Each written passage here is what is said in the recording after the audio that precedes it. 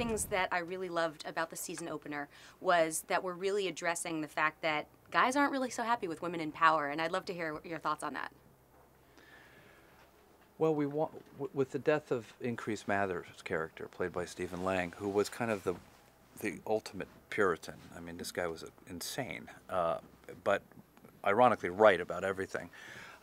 We needed a new Puritan voice to embody to remind the audience why Mary's doing what she's doing, and the revenge she's taking on these men who are so oppressive.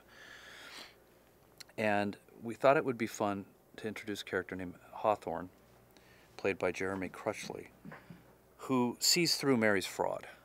He's the first one to openly question her authority, which no one did in the first season. And because Mary, if anything were to happen to George Sibley, she's done. She's completely done. And we really wanted to pose a threat to that.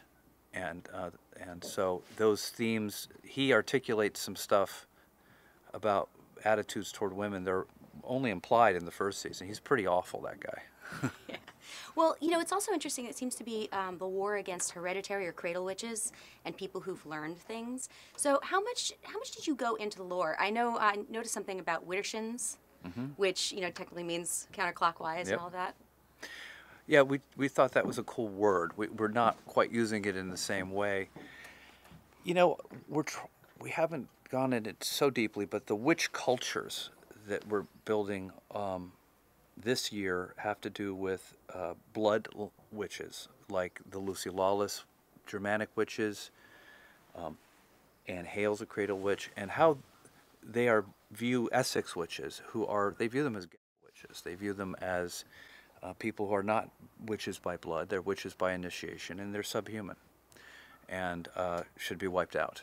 And that's indeed what Lucy Lawless intends to do. So I'm not sure I'm answering your question. No, you totally are. And so we're kind of creating our own mythology in that regard, but and I thought it was really interesting too, the Mohawk ritual, how it's not really that dissimilar from some of the witch rituals, and there's a familiar going into a body just like it was there. Was that a culture that you guys did research into? Not heavily. I mean, we had we did talk to the actor who's playing, I can't remember his name, but he plays the shaman. He's a wonderful actor, so I'm embarrassed to say. His first name's Raoul. I just can't remember his last name. We talked to him, you know, about shamanistic magic. You know, a lot of it we're making up. You know, I don't think they put beetles in people's necks. Probably not.